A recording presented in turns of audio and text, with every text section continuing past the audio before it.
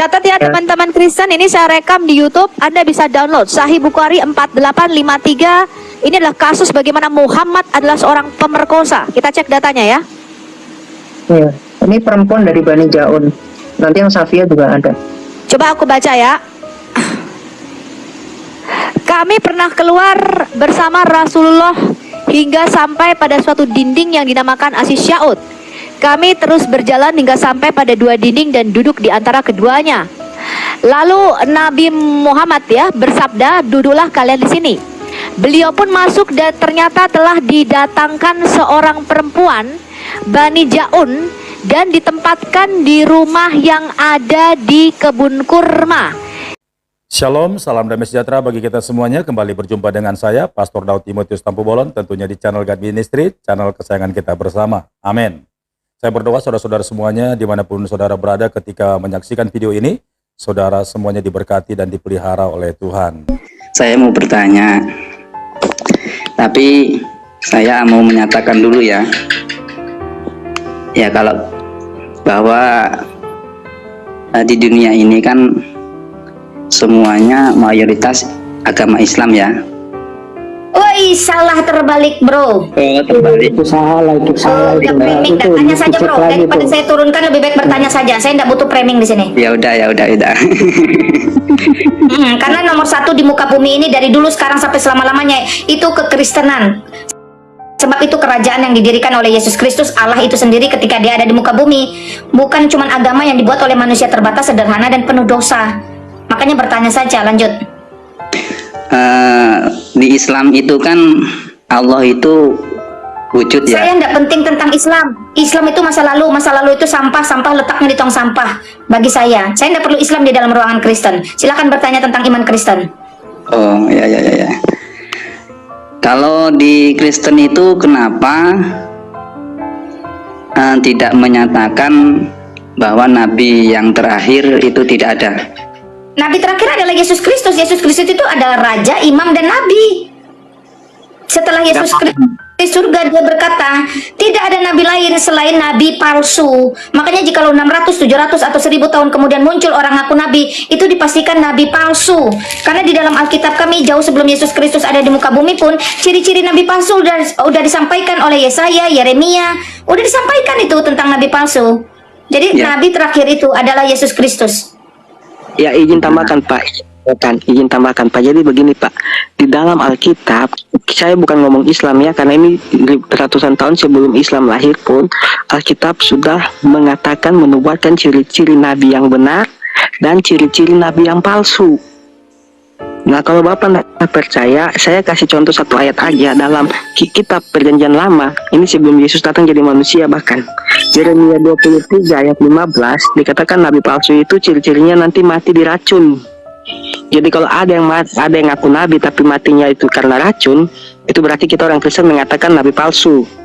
Contoh dalam 2 Petrus 2 ayat keempat dikatakan bahwa di dalam gua itu tempat Tuhan menyimpan malaikat-malaikat yang berdosa yang namanya iblis. Jadi kalau ada yang ngaku nabi lalu mengatakan menerima wahyu dari gua, itu bukan dari Tuhan tapi dari iblis.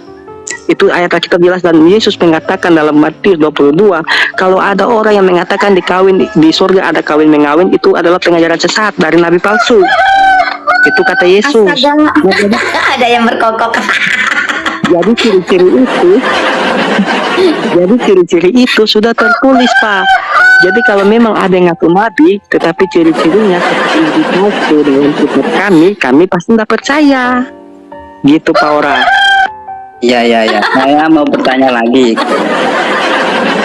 Ayam saja mengiyakan apa yang disampaikan oleh Mozart, bahwa ciri-ciri nabi palsu yang dicatat di dalam Alkitab orang Kristen jauh ya sebelum Kristus ada, bahkan setelah Kristus ada itu ada 11, bahkan banyak Pak. Tapi tadi sudah disampaikan oleh Mozart. Teman-teman jangan suudzon dulu, teman-teman jangan sakit hati dulu, teman-teman perhatikan apa yang disampaikan saya, Mozart, dan Atenea ini adalah sesuatu kebenaran yang bersumber dari Alkitab, Kejadian sampai Wahyu. Supaya teman-teman tidak penasaran, ciri nabi palsu yang pertama yang dicatat dalam Alkitab Alkitab saya, dia berasal dari Arab. Dicatat di dalam Yeremia pasal 3 ayat 2. Yang kedua cirinya adalah disuruh membaca, dia buta huruf, hanya sanggup menghafal. Dicatat di dalam Yesaya pasal 29 ayat 9 sampai 13. Yang ketiga ciri nabi palsu yang dicatat dalam Alkitab saya adalah memberikan ajaran yang tidak masuk di akal, singa bersin keluar kucing, ya. Allah menciptakan bintang untuk melempar setan, seperti itu. Dan cerita-cerita yang tidak masuk akal itu ada dicatat di Yeremia pasal 23 ayat 9 sampai 10, 14, 26 dan 2 Petrus 2 ayat 3. Perhatikan.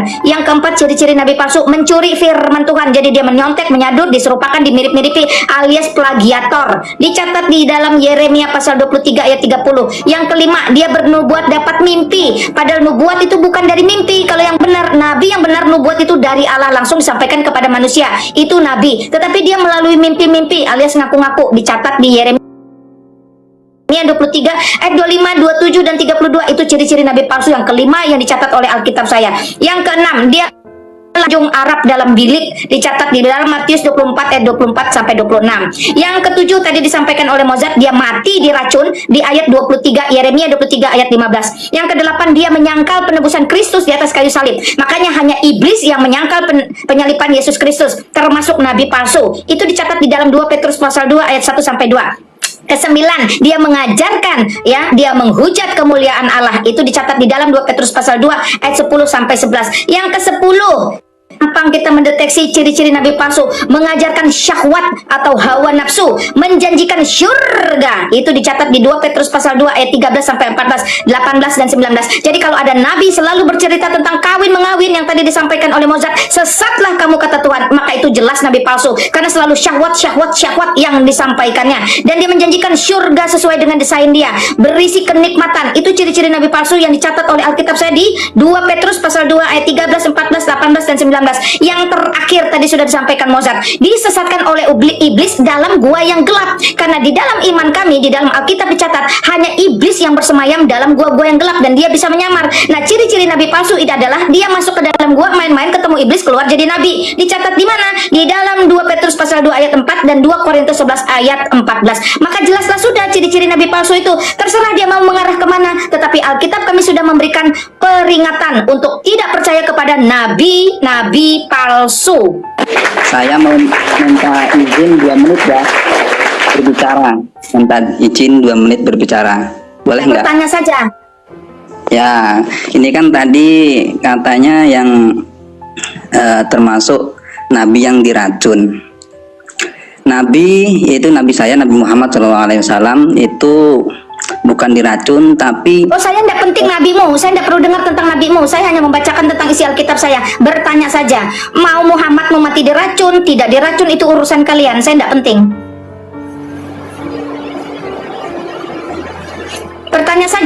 Bertanya saja tentang kekristenan. Tidak perlu menceritakan tentang tidak penting agamamu tuh tidak penting di sini. Saya tidak berbicara tentang agama. Bertanya saja, adabnya bertanya saja. Kalau tidak sanggup bertanya, saya ganti yang dengan yang lain. Kita enggak. oh ini bertanya saja.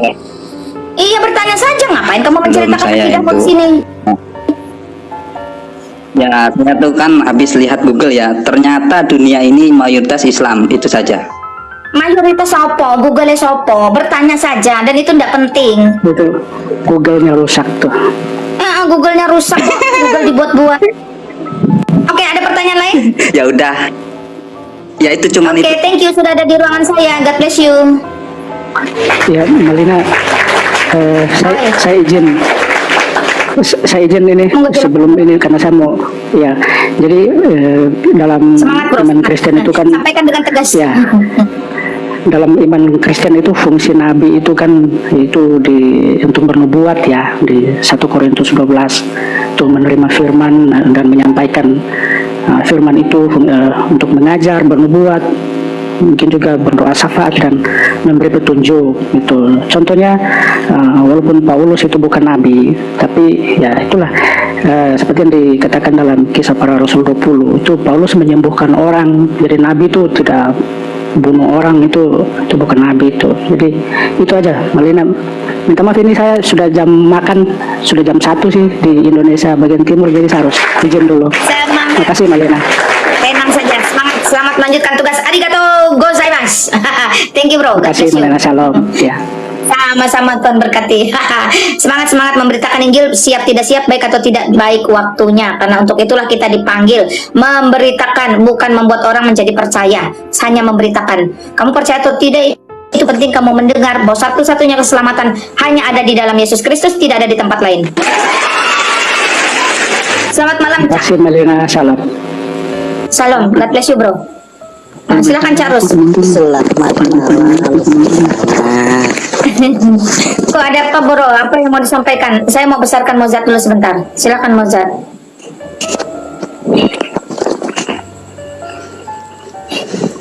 Cak Rus, apa yang mau disampaikan? Gini Mbak, di dalam kekristenan tentang ketuhanan itu kan kesatuan antara Bapa Allah, Firman, dan apa itu? Ya, sebagai perwujudan, misalkan kesatuannya kan Allah. Bertanya saja, nanti sampean itu akan gedabrus. Sekali lagi saya ulang dan saya akan ulang terus. Orang yang tidak percaya kepada Yesus Kristus sebagai Tuhan, Allah dan Juru Selamatnya, jikalau bercerita atau menyampaikan isti sesat, karena itu bertanya saja, supaya Anda tidak menyesatkan orang lain. Oke, kalau gitu tanya arti dari Yesus Kristus saja Kak. Nah, silakan bro, Mozart, apa arti Yesus Kristus?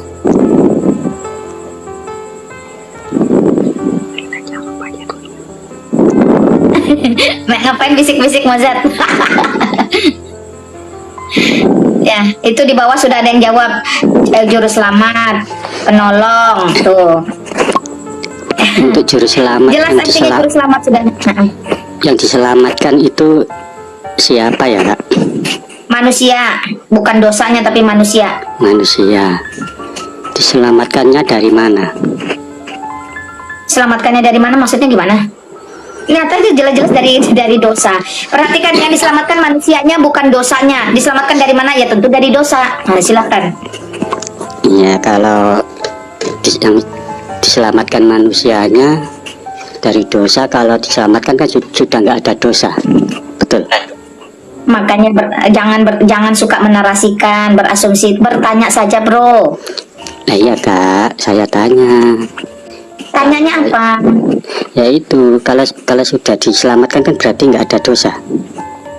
Loh, yang diselamatkan manusianya bukan dosanya. Tentu kamu masih berdosa dong. Perhatikan teman-teman ya, manusia itu memiliki natur dosa yang diwariskan oleh Adam. Natur dosa yang diwariskan Adam ini berdampak kematian kekal. Kematian kekal ini tidak bisa kamu bayar, tidak bisa kamu selesaikan dengan amal solehmu, dengan perbuatan baikmu, dengan ritual-ritualmu, tidak bisa. Kamu mau sebaik apa, mau sedekah sebanyak, mau beramal seperti apa, mau sesoleh apa, kamu tetap binasa, masuk dalam api neraka. Karena itu adalah upah perbuatan. Nah, itulah yang diselesaikan, itulah yang diampuni, itulah yang diselamatkan oleh Yesus Kristus. Perkara perbuatan dosa adalah hasil dari natur dosa. Perhatikan, ada natur dosa, ada perbuatan dosa. Natur dosa diwariskan kepada seluruh umat, bisa dielakkan, dan ini buahnya adalah maut yang kekal. Sedangkan perbuatan dosa itu cara yang dibuat akibat adanya natur dosa. Kira-kira teman paham ya? Dia harus paham mana yang natur dosa, mana perbuatan dosa. Perbuatan dosa yang kamu lakukan tidak ada yang bisa menyelesaikannya selain kamu sendiri. Tetapi natur dosa, kematian kekal inilah yang ditebus, yang diselamatkan oleh Yesus Kristus. Silakan. Oke, dari kesatuan Tritunggal itu terdiri dari apa saja? Tidak perlu kamu menanyakan Tritunggal, dari tadi sudah bolak-balik dijelaskan. Ganti pertanyaan yang besar. Lagian orang yang tidak percaya kepada Yesus Kristus sebagai Tuhan selamatnya, 1000 kali diceritakan tentang doktrin Tritunggal, 1000 kali otaknya mental. Kecuali kalau dia sudah maka dia memiliki Roh Kudus untuk bisa memahami.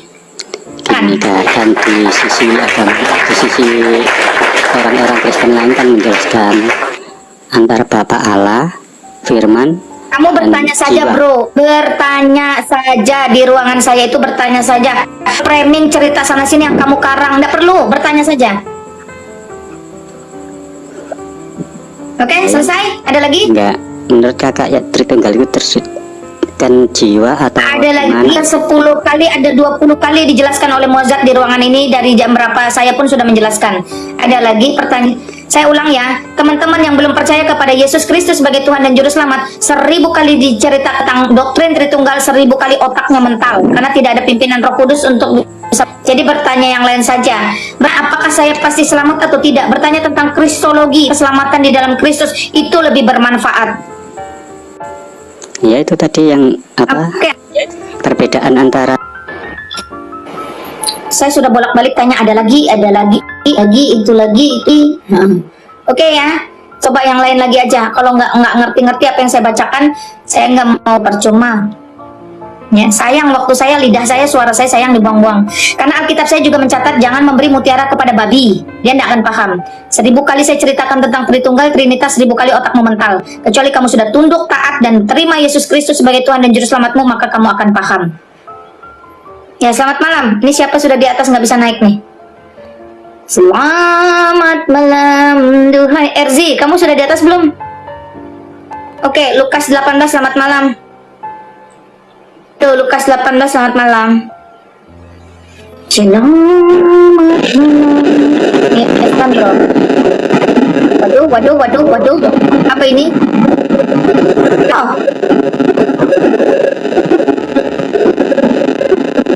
Bro, belakangnya storing. Halo. Bro, belakangnya storing nggak bisa didengar. Oke, turun aja duluan. Oke, selamat malam Iwan.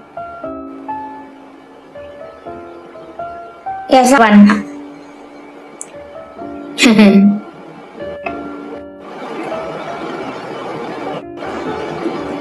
Ya, selamat malam Iwan. Selamat malam Mbak Lina. Iya, silakan bro, apa yang mau disampaikan? Iya, Mbak Lina mau tanya, tadi kan Mbak Lina di awal ada pembukaan ini ya, apa tentang Tuhan Yesus sama Nabi Isa di Islam.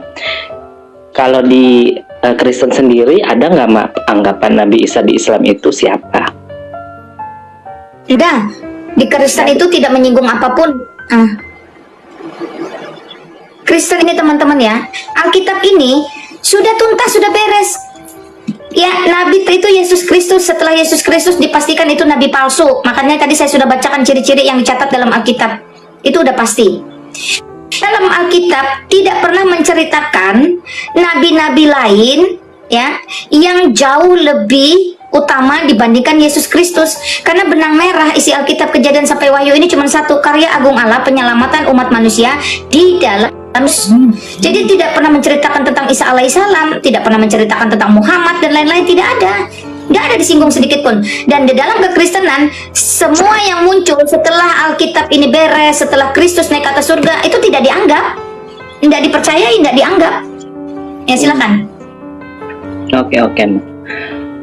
Terus ada lagi nih Mak, nih aku kan sering dengar yang dibahas tentang ketuhanan terus nih di kekristenan.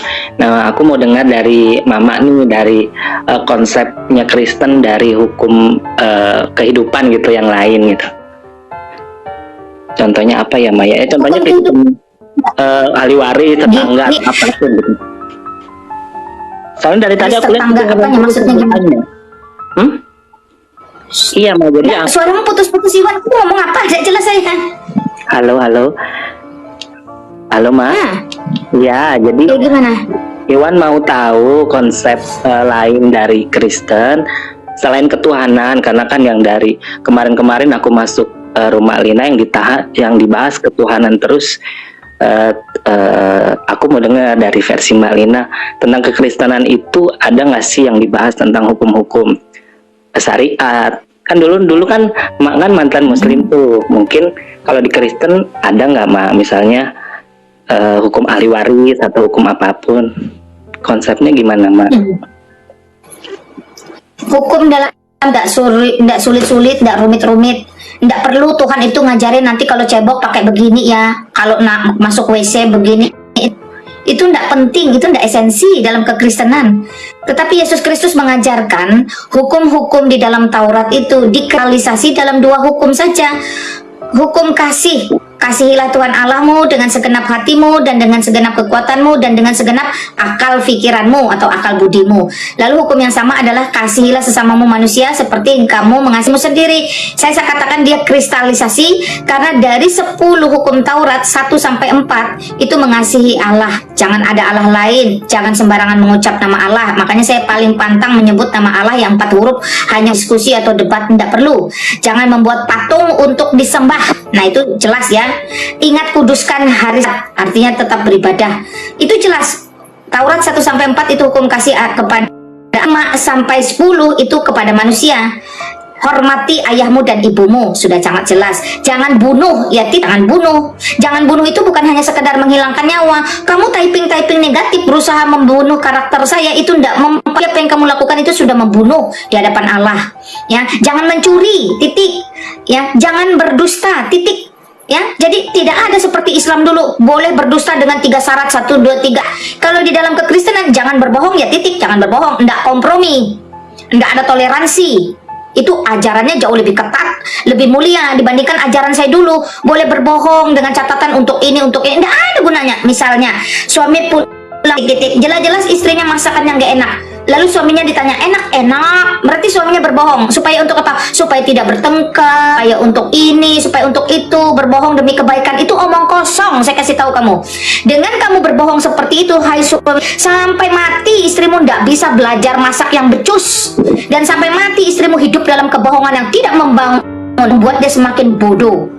Ya, akhirnya dengan adanya bohong yang dihalalkan 1, 2, 3 syarat menjadi bohong-bohong di luar, menjadi pembenaran-pembenaran terhadap kebohongan. Tetapi dalam Kristen itu jelas titik. Ya katakan ya, tidak katakan tidak. Lebih dari itu berasal dari si jahat atau iblis. Jadi jelas pengajaran-pengajaran itu, hukum jelas, perintah jelas, larangan jelas. Kalau kamu cuma sekedar bertanya, contoh hal berpuasa. Di Matius 6 ditulis tentang hal berpuasa. Berpuasa itu jangan kayak orang-orang munafik. Kamu yang puasa warung tetangga disuruh tutup. Kamu yang puasa orang se-Indonesia bikin kalender. Seperti itu.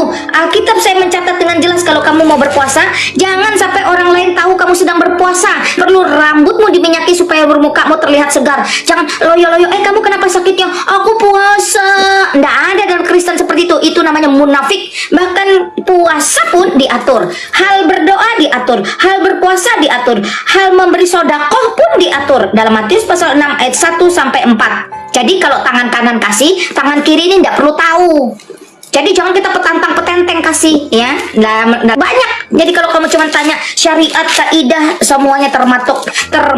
Justru orang Kristen sejati mengikuti peraturan hidup di muka bumi itu lebih ketat orang yang non-Kristen. Karena orang Kristen di dalam Alkitab dicatat, pemerintahan itu berasal dari Allah. Jadi harus tunduk, patuh, taat kepada pemerintah. Nah itu dia, banyak kok kalau pengajaran mau tahu. Jadi pengajarannya itu si hubungan manusia kepada manusia, bukan tentang nanti kalau berjalan harus kaki kanan dulu, nanti kalau baring harus menghadap kanan, nanti mau masuk WC. Tidak penting yang kayak gitu-gitu tuh, tidak penting. Itu tidak penting, ritual-ritual itu tidak penting dalam Kristen, tidak diatur. Tapi lebih bagaimana sikap hati kepada Allah dan sikap hati itu yang lebih penting.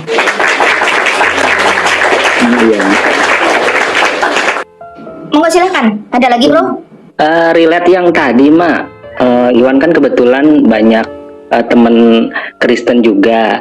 Cuman kan Iwan nggak enak ya bertanya langsung ke mereka karena kan pertemanan kami bukan di dalam ranah keagamaan ya. Yang ini pikiran aku saja Mak, bisa nanti Mama luruskan menurut pandangan kekristenan. Jadi aku lihat tuh ajaran-ajaran yang Mama tadi sebutkan tuh, teman-teman aku tuh ngerasa ngegampangin gitu Mak. Jadi aku mikirnya ini apa karena mereka itu semua dosa akan diampuni, semua akan ditebus, yang percaya Tuhan itu pasti ke surga. Mereka kayak ngegampangin nanti pengakuan gitu. Yang aku pikir, tapi aku kan nggak berani bertanya kepada mereka. Nah menurut pandangan jadi gini, ya, menggampangkan semua ajaran Kristus tentu bukan pengikut Kristus. Ya, pengikut Kristus dia harus mengikut apa yang kata-kata atau pengajaran Yesus. Jadi kalau dia menggampangkan menurutmu, maka pertanyakan saja tentang kekristenannya. Apakah sudah dibaptis menjamin masuk surga? Tentu tidak. Banyak orang yang Kristen KTP, banyak orang sekedar Kristen masuk tuh banyak sekarang. Satu, kalau perempuan itu kebanyakan masuk Kristen tidak mau dipoligami, takut dipoligami, mending jadi Kristen. Karena di Kristen tidak ada poligami. Lalu alasan itu karena pekerjaan. Ya, oke, kamu kerja dengan saya, yang penting kamu masuk Kristen, ada. Nah, karena warisan, ya, yang ahli waris, yang itu semua yang meninggal itu tidak punya anak, dia bisa mendapatkan warisan dengan catatan harus masuk Kristen, ada. Yang masuk Kristen karena dipaksa atau terzolimi, akhirnya dia pun terpaksa, namanya terpaksa karena dizolimi, pun ada. Lalu apakah mereka memiliki hati yang sungguh-sungguh takut akan Kristus? Apakah mereka memiliki perilaku yang sungguh-sungguh mengikuti seluruh pengajaran Kristus? Belum tentu. Nah, seperti itu. Kristen-Kristen yang seperti ini tentu tidak dibenarkan di hadapan Allah. Apalagi mereka yang dengan sengaja menggampangkan. Contoh, makan babi bagi orang Islam itu haramnya. Lalu karena dia merasa Kristen, dia bebas makan babi, dia seenaknya makan babi di hadapanmu sambil mengganggu kamu. Makan siang sama-sama di kantor, makan siang, kamu makan apa? Ini aku makan babi, enak loh, nih. Dan kamu itu paling geli, paling jijik, sehingga kamu tidak jadi makan siang, bahkan mungkin muntah. Nah, orang Kristen seperti itu bertuan, kalau dia melakukan itu terus-menerus, rasa-rasanya dia bukan orang Kristen. Ya, itu contoh yang paling kecil saja. Monggo, silakan. Lalu statusnya mereka, perbuatan mereka apa, Mak? Maksudku kan Yesus adalah jalan keselamatan. Nah, mereka percaya gitu. Nah, statusnya kalau orang teman-teman kalau orang percaya, iman, dengar, iman tanpa perbuatan itu mati. Kalau hanya percaya tapi tidak melakukan, itu sama dengan mati. Ya, itu sama dengan zong, itu sama dengan gong yang berkumerincing tapi tidak ada isinya. Sekali lagi, iman tanpa perbuatan itu mati di dalam Alkitab. Sampaikan kepada teman Kristenmu, jika memang betul dalam pandangan matamu dia tidak sesuai dengan kaidah ajaran-ajaran Kristus. Hei, kamu katanya beriman kepada Kristus, iman tanpa perbuatan mati loh. Orang yang benar-benar percaya kepada Kristus pasti dia mengindahkan apa sih yang Alkitab saya suruh, apa sih yang Alkitab saya perintahkan, apa sih yang Alkitab saya larang. Nah, itu baru benar-benar dia percaya. Hanya sekedar percaya, sekali lagi, iman tanpa perbuatan itu mati. Jadi mereka belum tentu tidak mendapatkan keselamatan ya, Mak? Bisa dikatakan seperti itu tak? Ya. Iya. Sekarang dia pakai bilang, tadi saya sampaikan ada orang menjadi Kristen karena ini, karena itu, karena ini, karena itu. Oh, oke. Lalu kalau mereka melakukan, Ya, saya bacakan Yakobus pasal 2 ayat 26. Sebab seperti tubuh tanpa roh adalah, demikianlah juga iman tanpa perbuatan-perbuatan adalah mati. Jadi kamu tidak bisa mengatakan percaya kepada Yesus Kristus, tapi seluruh aspek kehidupanmu dari hal yang kecil sampai hal yang besar itu berbanding terbalik dengan ajaran Yesus Kristus. Alkitab menyuruh, kalau puasa jangan orang lain tahu ya, tapi kamu petantang-petenteng umumkan kemana-mana. Udah berbanding terbalik. Apa yang mau dipakai di situ? Katanya percaya tapi berbanding terbalik. Termasuk sodako. Sodako diperkatakan bagaimana, tapi dia melakukannya terbalik. Oh, riak ke sana kemari. Apakah itu berbanding lurus? Tentu tidak. Nah, seperti itulah yang dikatakan iman tanpa perbuatan itu omong kosong. Itu pada Matius pasal 7 ayat 21, 22, 23. Setiap hari mereka seolah-olah bisa jadi bercerita tentang Tuhan, melakukan mujizat tentang Tuhan, tapi di balik itu hatinya jauh daripada Tuhan. Untuk komersil, untuk popularitas, maka itu pun tidak masuk dalam kerajaan surga. Itu dicatat semua dalam Alkitab saya. Monggo, silakan. Oke, Mak. Ya itu tadi yang aku relate, menanyakan yang konsep-konsep kehidupan gitu kan, karena yang aku lihat ya itu ketuhanan sendiri yang dinomorsatukan, sehingga mereka nanti ada pengakuan dosa, ya udah selesai, dia akan diselamatkan melalui Tuhan Yesus. Yang aku lihat gitu sih, Mak. Oke. Mungkin itu ya, saja. Itu aja teman-teman. Jadi teman-teman Kristen juga harus tahu, iman tanpa perbuatan itu mati. Tidak ada tanpa roh. Tubuh tanpa roh ya mati. Ya, iman tanpa perbuatan. Oh, saya beriman kok kepada Yesus Kristus, saya percaya kok kepada Kristus, dia adalah juru selamatku. Tapi perbuatannya apa? Tidak ada. Tiap hari dia ria, tiap hari dia hasad, tiap hari dia ujub, tiap hari dia bakhil, kikir, tiap hari dia suuzon. Gimana dia mau masuk?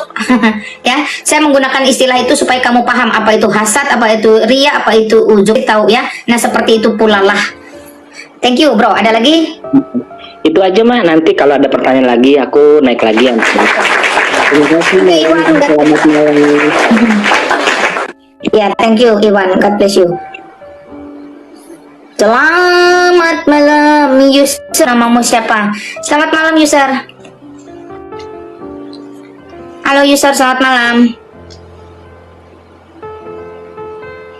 Halo, user. Selamat malam.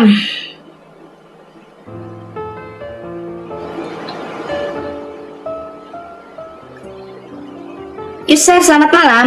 Halo, user. Selamat malam. Twitter enggak?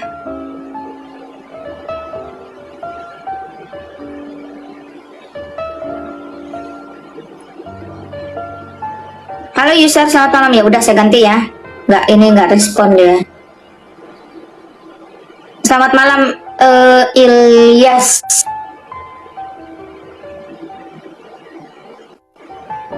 Ya, selamat malam Ilyas. Malam. Ya silakan bro, apa yang mau disampaikan? Ya Mbak, saya mau tanya, terus Yesus mati di kayu salib sebagai penembusan dosa, gimana Mbak? Sementara orang Kristen yang berbuat dosa tidak berlaku buat Yesus yang sebagai penembusan dosa. Hanya itu pertanyaan saya. Saya nggak ngerti pertanyaannya. Orang Kristen yang berlaku bagi Yesus penebusan dosa. Saya nggak ngerti pertanyaannya, jujur. Kan Yesus mati di kayu salib itu sebagai penembusan dosa untuk manusia.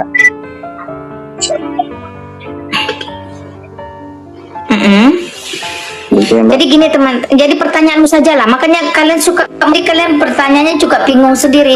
To the point saja bertanya. Malina, saya mau tanya, untuk apa Yesus mati di atas kayu salib? Nah itu kan to the point, berarti jangan membangun-bangun dulu narasi-narasi, diksi-diksi yang gak jelas. Bingung sendiri. Nah, itu maksud saya gitu ya. Untuk apa Yesus mati Ya di kayu pertanyaan salib? Mengapa Yesus mati di atas kayu salib? Itu pertanyaanmu. Karena pertama itu sudah dinubuatkan, karena itu sesuai dengan Allah. Yang kedua memang itu untuk mencurahkan darah kudusnya bagi penebusan umat manusia. Perhatikan, penebusan umat manusia, bukan penebusan dosa umat manusia. Hasil itu yang kenapa dia harus mati di atas kayu salib. Silakan Ilyas, ada lagi. Iman tanpa perbuatan itu nggak masuk ya Mbak? Ya sudah Di dalam sampaikan ya, penebusan sebelumnya dosa. Iwan sudah tanya. Ngomongnya tabrakan, apakah ada masalah di sinyal? Halo Ilyas, jadi gimana? Udah belum? Saya nggak dengar kamu ngomong apa. Sudahlah. Selamat malam Kardus. Halo Kardus, selamat malam. Halo Kardus, selamat malam. Open mute please. Oke, thank you ruangan saya. Selamat malam Ari. Ya, selamat kan. Teman-teman kalau sudah di atas jangan suruh saya teriak-teriak lagi manggil. Akan Ari, selamat malam. Selamat malam. Kan bro, apa yang mau disampaikan?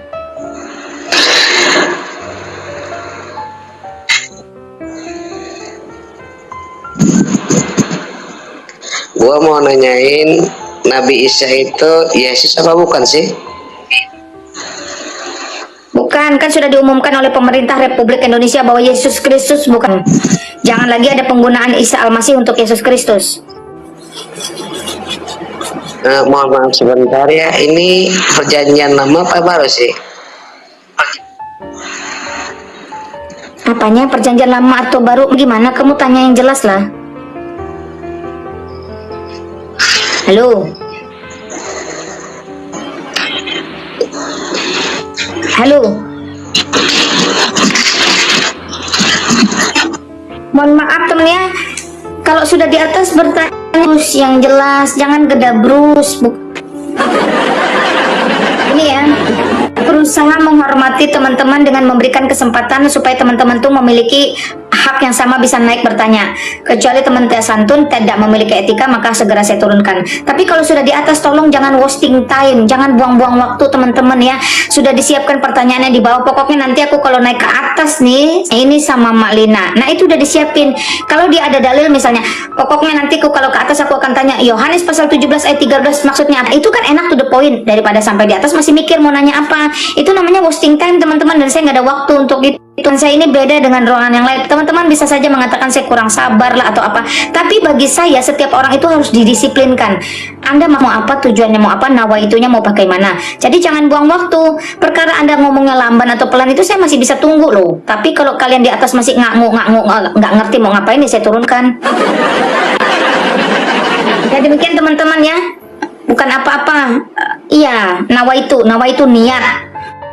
Saya akan luruskan dua hal yang teman-teman itu harus paham. Pertama, bahasa itu bukan milik agama, bahasa itu bukan produk agama, bahasa itu identitas bangsa dan negara, sebuah teritorial. Jadi bahasa tidak bisa diklaim menjadi milik satu agama. Betapa bodohnya ada satu agama yang mengklaim bahwa bahasa itu milik dia, karena Allah yang benar, Allah yang sejati tidak dibatasi. Allah yang benar, Allah yang sejati itu berkuasa di atas segala bahasa. Dalam Kejadian pasal 11 diperkatakan dengan jelas bagaimana bahasa dengan berbagai logat itu dibuat oleh Allah menjadi terserak ke seluruh bumi. Allah yang membuat bahasa dengan aneka ragam, maka tentulah Allah bisa dikenal melalui berbagai bahasa. Perhatikan, kalau Allah yang membuat bahasa, tentu semua bahasa bisa dipakai untuk mengenal Allah. Jadi orang India belajar bahasa Arab, menggunakan bahasa Arab itu sah, hukumnya sah, karena bahasa itu universal, disembus berbagai lapisan masyarakat ke berbagai wilayah. Ada orang Prancis ingin belajar bahasa Indonesia, bahasa Jawa bahkan sekalipun, sah, hukumnya sah. Membuat itu menjadi satu halangan, oh jangan pakai bahasa Arab karena bahasa Arab milik Islam, itu gedabrus. Mau nawa itu, mau sodako, mau hasad, mau ria, itu semua bahasa Arab yang bisa diartikan ke dalam bahasa Indonesia, dan itu sah untuk digunakan oleh siapapun. Hanya orang-orang yang terbatas Anda mengatakan bahasa itu agama. Sekali lagi, bahasa itu bukan produk agama, melainkan produk budaya sebuah bangsa negara yang menjadi identitasnya. Jadi bahasa-bahasa yang bahasa Indonesia atau sudah diserap, satu kata, dua kata diserap menjadi bahasa Indonesia, itu pun berhak dipakai oleh seluruh warga negara Republik. Contoh, bahasa serapan itu kata-katanya bisa dari bahasa Arab, bisa dari bahasa Belanda, bisa dari bahasa Inggris, bisa dari bahasa Sanskerta, bisa dari bahasa Jawa, itu bisa. Ya, bahasa serapan, kata-kata serapan yang sudah menjadi bahasa Indonesia ada di dalam KBBI itu berhak dipakai oleh siapapun selain warga negara Republik Indonesia. Jadi jangan terlalu bahlul tentang bahasa ya. Oke, itu clear dulu satu perkara. Yang kedua, busana. Busana ini juga adalah produk budaya, bukan Roma. Jadi tadi saya sudah mengedukasi dua sisi. Yang di luar Kristen jangan mengklaim ini produk agama. Dalam kekristenan ini dicatat di dalam Alkitab. Pun tidak ada orang Kristen yang jangan pakai itu milik kami. Enggak, karena orang Kristen itu sangat sadar dan menghargai budaya atau tradisi. Saudara-saudara saya yang Katolik dan Ortodoks masih menggunakan penutup kepala yang bisa saja kamu sebut telekung lah, hijab lah, kerudung lah, mantila lah, jilbab lah, whatever. Yang penting itu penutup kepala bagi kaum wanita. Ini tidak bisa diklaim menjadi produk agama karena sejatinya ini adalah produk budaya. Ya, rangkaian produk budaya itu pun bersifat universal, boleh dipakai. Apakah orang Aceh boleh pakai kuteka? Boleh. Apakah orang Jakarta boleh pakai bodo? Boleh. Apakah orang Perancis boleh pakai baju kebaya? Juga boleh. Sekali lagi, produk budaya yang bersifat universal kedua adalah pakaian atau busana. Jadi teman-teman harus mengerti ya. Jadi jangan terlalu bahlul. Oh, kata-kata itu milik agamaku, itu terlalu gedabrus. Oke ya teman-teman ya. Saya rasa walaupun masih ada 377 ruangan saya rasa saya akan mengakhiri ruangan ini karena sudah pukul 23.35. Masih ada satu orang ingin naik. Oke, saya kasih kesempatan dulu. Selamat malam. Aduh, tadi si Kardus saya panggil Sekarang ada 2 orang lagi di bawah. Ya, apalah ya, semoga ini baik-baik saja. Selamat malam. Shalom. Halo. Ya, baik, terima kasih. Halo, silakan. Silakan. Jadi silakan. saya salah satu mahasiswa di Universitas Muhammadiyah di Indonesia ini, dan saya nonis ya. Jadi dulu pas ngajar dosen saya tuh pernah kayak menghimpit saya gitu loh dengan pertanyaan. Nah, ada salah satu, dia tuh ngambil dari 1 Korintus 14 yang tentang pakaian wanita. Nah, itu kenapa ya, di Alkitab mengatakan seperti ini, dan kenapa wanita-wanita Kristen tuh tidak menutup kepalanya gitu. Itu nge-counternya gimana ya, atau ngebalasnya gimana ya, Mbak? Ayat 16-nya aja dibaca. Itu kan hanya tradisi. Ya.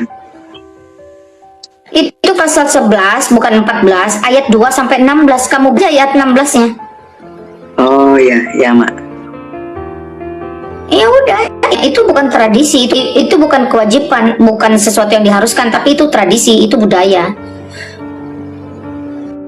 Oh iya, Mak. Jadi dulu tuh pas di kelas saya hampir nangis gitu loh, dikasih begitu banyak pertanyaan yang kayak itu sebenarnya untuk menjebak saya gitu.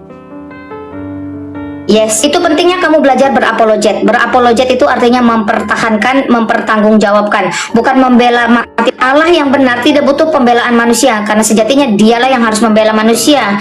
Demikian firman Tuhan, Alkitab mau dikentutin, mau dibakar, no problem, itu yang pabrik.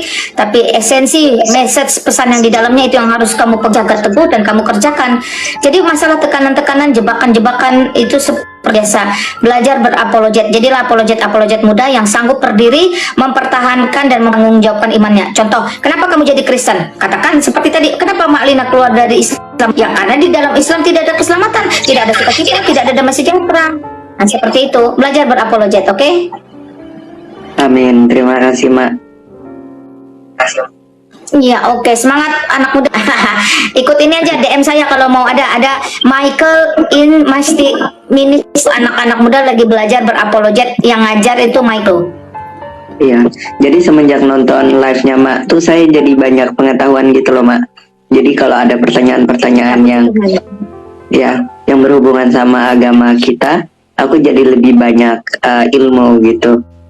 Makasih ya, Mak, buat edukasinya di setiap live. Semangat terus, Mak. Iya, sama-sama. Semangat dong, udah harus semangat. Tuhan dan Yesus berkati kamu ya. Thank you. Kunti in the morning. Lain kali kamu pakai nama yang benar. Iya, lain kali jangan gitu namanya jelek.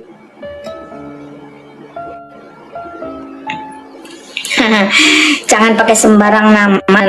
Memang sih William Shakespeare mengatakan, apalah arti sebuah nama? Nama yang baik tentu mendatangkan sukacita bagi yang memanggilnya, bagi yang membacanya. Nama yang sembarangan itu mengundang macam hal yang tidak baik. Ya.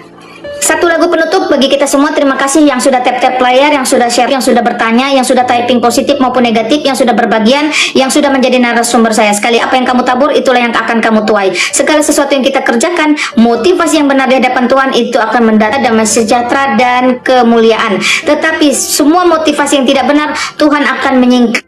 Thank you ya teman-teman. Satu lagu buat kita semua. Kiranya malam ini teman-teman diberkati. Ya, sah atau senang, like atau dislike itu hal yang manusiawi, wajar saja. Tetapi apapun pro dari kalian, kontra dari kalian tidak mengkondisikan respon dan reaksi saya. Saya tetap melepaskan pengampunan bagi setiap kalian yang memiliki niat-niat tidak baik terhadap seluruh akun channel saya. Jangan lupa subrek juga ya, Lina Wijaya Official. Dikit teman-teman. Satu lagu terakhir, Tinggal Sertaku.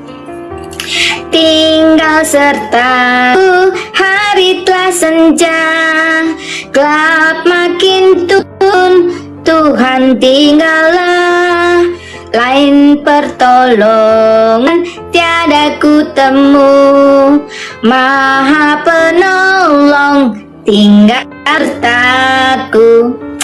Hidupku surut, ajal mendekat, nikmat duniawi hanyut melenyap, tiada yang tahan, tiada yang teguh. Kau yang abadi tinggal sertaku, aku perlu di kau tiap jam.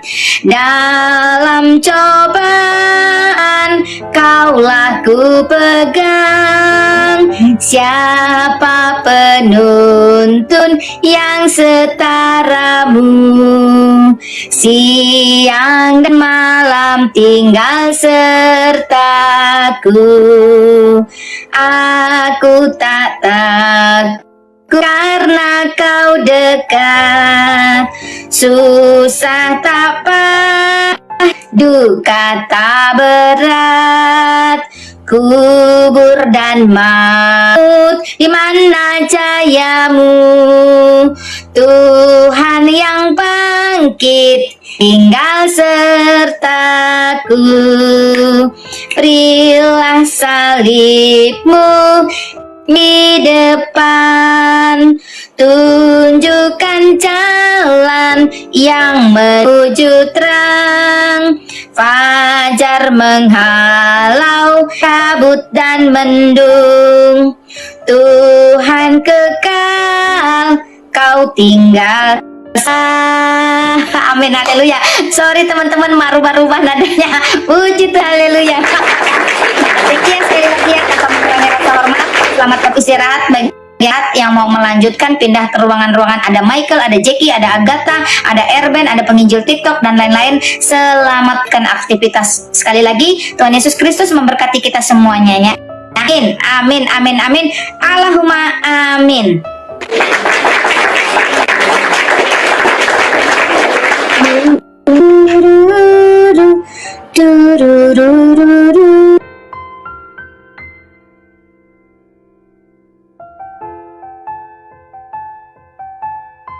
Habis itu kan memfitnah kan, emang Apa yang memfitnah? Tunjukkan apa? nggak ada adab kah? Kenapa? Yang mana? Yang fitnah yang mana? Kalau itu fakta, apa yang salah? Sekarang yang fitnah yang mana? Kenapa kalian menaikkan orang-orang muslim itu cuma satu biar? Yang mana yang fitnahan? Coba jawab yang mana yang fitnahan? Semua dari mulut lu fitnah. Oh, coba baca Tirmizi 61. Di situ air kotor ya, bahkan air bekas menstruasi, bekas bangke, di situ dikatakan oleh Muhammad air suci. Kawan, kau tuh saja hanya sekedar membaca dan mencari kesalahan, dan kesalahannya pun kau Kau tuh jangan jadi orang bodoh. Zaman sekarang bisa dicek langsung. Coba dicek dulu. Oh, malu. Untuk mencari kesalahan. Potong leher saya kalau bukan begitu maknanya. Ya, Ada yang bisa bantah? Otak pendek ya, kayak atau ketangkapnya. Jika bukan pendek, kamu coba setengah tambah seperempat berapa? Jika bukan karena Coba setengah tambah seperempat berapa? Coba. Saya mau tahu otakmu pendek nggak? Coba setengah tambah seperempat berapa? Aku nggak sadar dan kau berani menghinanya. Apa yang hinaan apa, Dek? Hinaan adek, kau tuh nggak beradab semuanya serum ini. Yang hinaan itu apa? Orang itu fakta kok memang. Aku aja yang Aku dari tadi menghina si gue. Kau juga bau tanah, diamlah. Memang itu fakta. Pemerkosa. Mengatakan pedofil, nggak ada. Gimana lah adab kau ini masing-masing ah? Enggak, saya tanya, kamu mau tantangan kita nggak? Kita bukain moral nabimu, kita bukain akhlak nabimu. Mana yang menurut kamu fitnah? Kita kasih datanya. Kau juga udah ada, kau jawab, kau masih nggak nangkap otak kau. Bukain data Langsung aja, kamu jangan banyak bacot di sini. Banyak Ya, mana yang menurut kamu fitnah? Kita buktikan dengan data. Mana yang menurut kamu tidak benar? Pahala kau itu apa? Mana yang menurut kamu jangan banyak bacot. Kita data pakai data. Siapa yang nggak bisa deh? Kalau ditanggung setiap perkataan data pakai data. Apa yang dipertimbangkan? Ini mau bocil pansos. Lu tuh bocil pansos. Itu Muhammad pedofil lu belain. Sebentar, nabimu pemerkosa dan perampok bukan? Ilyasov, nabimu pemerkosa dan perampok bukan? Saya tanya. Enggak lah. Loh, kalau kita bisa buktikan nabimu tukang perkosa dan tukang rampok bagaimana? Kau entah dirum kagak takut mana. Udah aku jawab, kau nggak nangkap. Kau itu hanya cuma bisa mengatakan Episode 147 nggak nangkep. Saya tanya sama kamu jangan muter-muter. Nabimu tukang perkosa dan tukang perampok, iya apa enggak? Aku nggak menjawab pertanyaan dari orang yang nggak bisa nangkap. Oke, sekarang kiamat buktikan dulu bahwa nabinya tukang pemerkosa. Kita lihat dalam kasusnya dengan Safia. Oke. Iya, Kita buka data ya bahwa nabimu memperkosa Safia. Kita buka data saja bahwa nabimu tukang perkosa, ya. Kita nggak mau bacot adu bacot. Kita mau buka data nabimu memperkosa Safia. Kita lihat ya. Ya, saya tunjukkan. Aku yang biar aku yang baca. Kamu tinggal kasih datanya, saya yang bacakan nabimu pemerkosa. Lihat ya. Gak usah ribet-ribet kita mulai ini, biarkan saja kalau mereka menghina. Cil, jangan kejang-kejang dulu dong, santai aja. Kenapa sih harus kejang-kejang itu? Enggak, aku nggak ada Santai aja. Kalau nabimu memang akhlaknya mulia, kamu nggak usah kejang-kejang. Kalau nabimu memang akhlaknya mulia, nggak usah kejang-kejang. Sebentar, kita buka dulu nih. Kita buka dulu nabimu pemerkosa. Kita buka dulu ya. Aku nggak menangkap. Tak menangkap apa? Kamu kalau bisa bantah ini, saya open cam, serius. Kamu kalau bisa bantah ini, saya open cam. Saya udah pelajari, bro. Kristen itu kalau udah terguncang pasti memfitnah. Terguncang apa?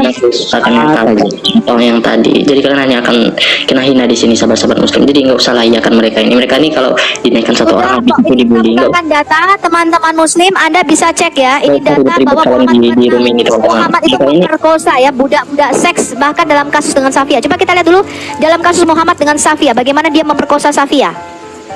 Ini yang umum dulu aja, Bu, yang paling gampang ya. Nanti kalau yang Safia itu kan bahas masa iddah. Iya, kita bacakan dulu. Ini Anda bisa cek ya, ada bahasa Arabnya teman-teman Muslim. Bagaimana Muhammad itu memperkosa dan merampok. Kita cek ya datanya. Merampok banyak itu. Kita yang pertama yang pemerkosaan dulu aja. Aku kasih. Ini hadisnya, hadis Bukhari 4853. Hadisnya ijma ulama sahih. Ya, kalau ada Muslim yang bisa membuktikan ini bukan pelecehan, saya open cam. Saya loh, harga kepala saya sudah 5 miliar.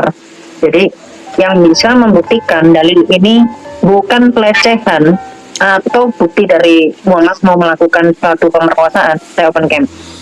Ingat ya, kalian catat baik-baik 4853. Bukhari 4853.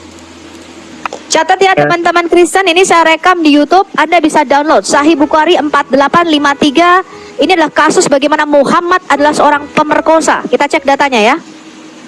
Ya, ini perempuan dari Bani Jaun. Nanti yang Safia juga ada.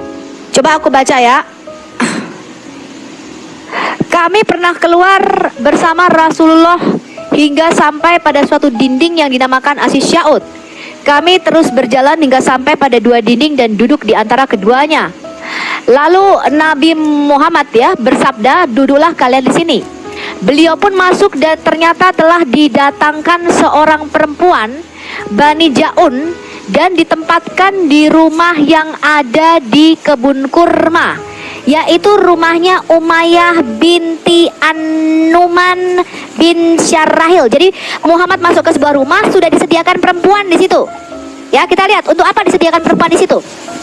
Yang saat itu sedang bersama pelayan dan perawatnya. Dan ketika Nabi Muhammad menemuinya, beliau bersabda, serahkanlah dirimu untukku. Jadi ada wanita disediain buat Nabi Momo, lalu Nabi Momo berkata, serahkanlah dirimu untukku. Wanita itu berkata, apakah seorang permaisuri akan menyerahkan dirinya kepada seorang rakyat jelata? Maka beliau pun menjulurkan tangannya dan hendak menyentuh dan menenangkan. Akan tetapi wanita itu berkata, ini kayak orang mau diperkosa ya. Aku berlindung kepada darimu. Loh, wanita itu sampai berlindung kepada Allah dari Muhammad karena mau dipegang sama Muhammad. Maka Muhammad berkata, sesungguhnya kamu telah berlindung dengan zat yang maha melindungi. Setelah itu beliau keluar dan berkata, wahai Usaid, berilah dia 2 helai pakaian dari katun dan kembalikanlah dia kepada keluarganya. Jadi Muhammad masuk ke sebuah rumah, lihat wanita di situ, langsung mau ditidurin sama Muhammad. Waduh, serahkanlah dirimu untukku, kata Muhammad. Luar biasa kelakuan Nabi 25 ini ya. Bejat. 26. Nah ini 26 kan dia? 25. 25. Terus yang ini nih, Nabi SAW menikahi, ini hendak sebetulnya. Jadi si Muhammad ini itu mau, tapi kalimat menikahi ini sebetulnya nanti bisa dikritisi ya. Tapi nanti kita lihat ya setelahnya ya. Jadi Nabi SAW menikahi Umayyah binti Syahil, dan ketika wanita itu dipertemukan dengan beliau, beliau pun merangkul tangan kepada wanita itu. Belum muhrim sudah mau dirangkul. Belum, udah dirangkul. Sepertinya wanita itu tak menyukai hal itu. Jadi ini udah melakukan pelecehan. Jadi sebetulnya ini hendak Kiamat cara Iya, mau dituntut, dikasih pesangon, kayak tutup mulut. maka beliau menyuruh Usaid mempersiapkan bekal untuk wanita itu, kemudian memberikannya 2 helai pakaian. Bentar. Ini gini. Elio. Nanti ini silakan kamu jawab ya. Kalau kamu bisa jawab ini, kamu buktikan kalau saya salah, saya open cam.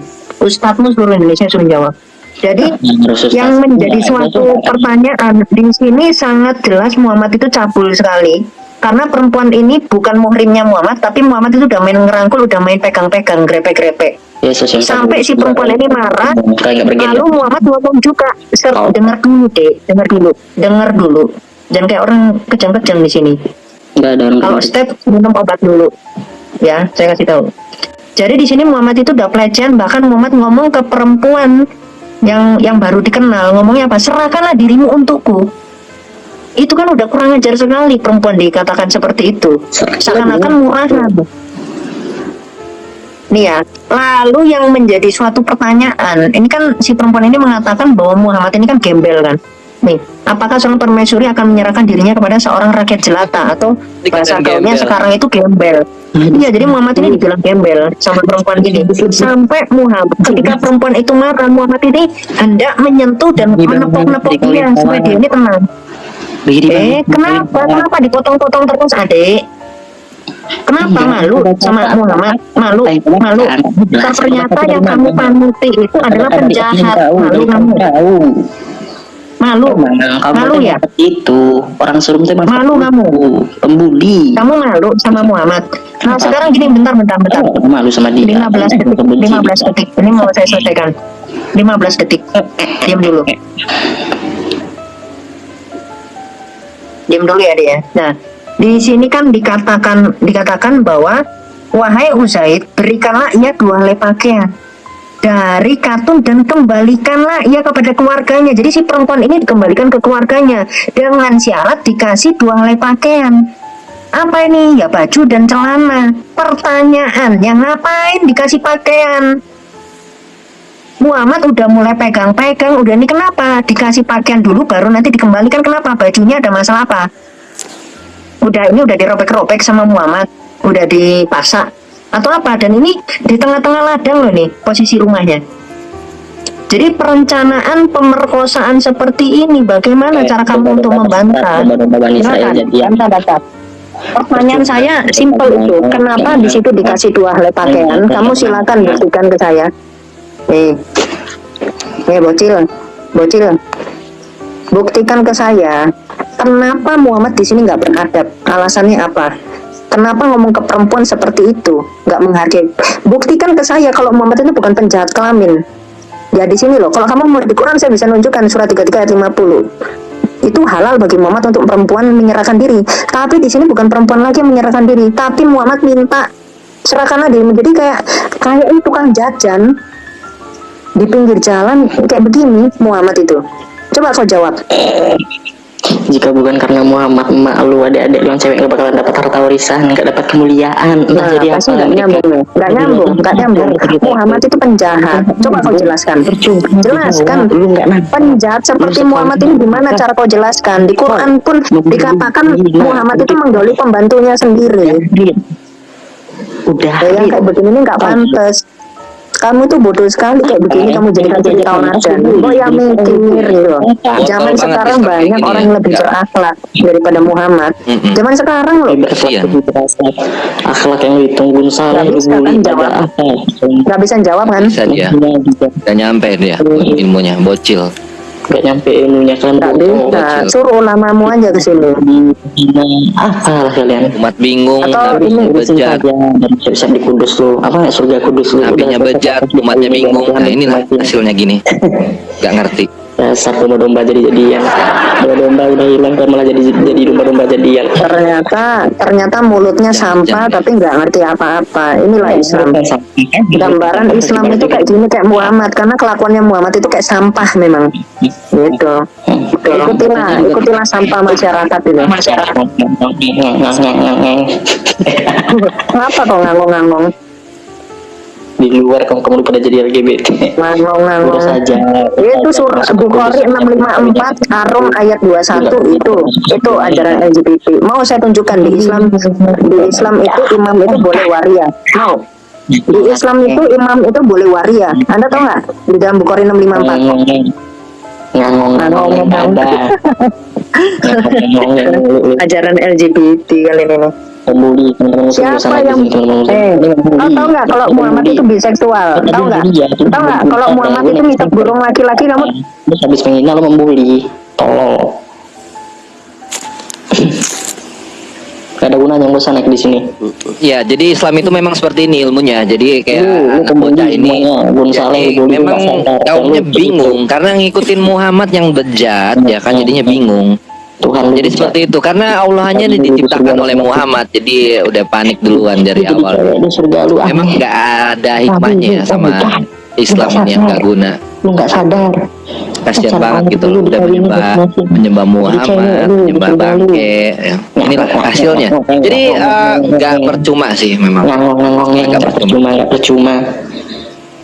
Botol. Iya, kayak umat Islam botol, kayak Allah botol.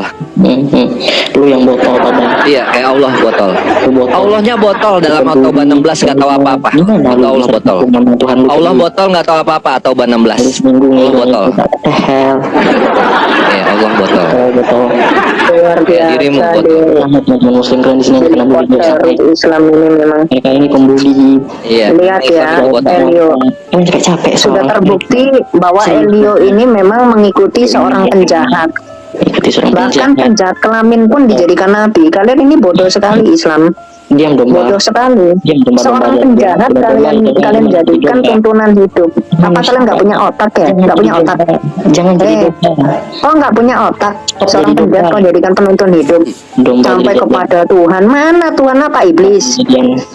Coba. Ini saya kasih tawaran yang kedua. Islam. Saya akan open cam dan kalian bisa potong layar saya kalau surah 4 ayat 24, surah 3 ayat 5 sampai 6 itu bukan ajaran memperkosa tawanan perang. Coba ada yang bisa bantah? Ajaran kalian itu mengajarkan untuk memperkosa para tawanan. Coba bantah. Ajaran pemerkosaan itu jelas ajaran iblis. Coba. menjawab mereka cerita yang kayak begini. Dek, jangan nangis, Dek. Jangan nangis. Jangan nangis, Dek. Telanjangin Quranmu, Allahmu di sini nih. Muhammadmu gue telanjangin, tenang aja, jangan nangis. Jangan nangis. Gue telanjangin Allahmu dan Quranmu di sini. Gak usah nangis, tenang. Iya, elah gagu ya, kayak Muhammad ya. Domba jadi jadian. Domba udah Kesurupan kayak Muhammad nih.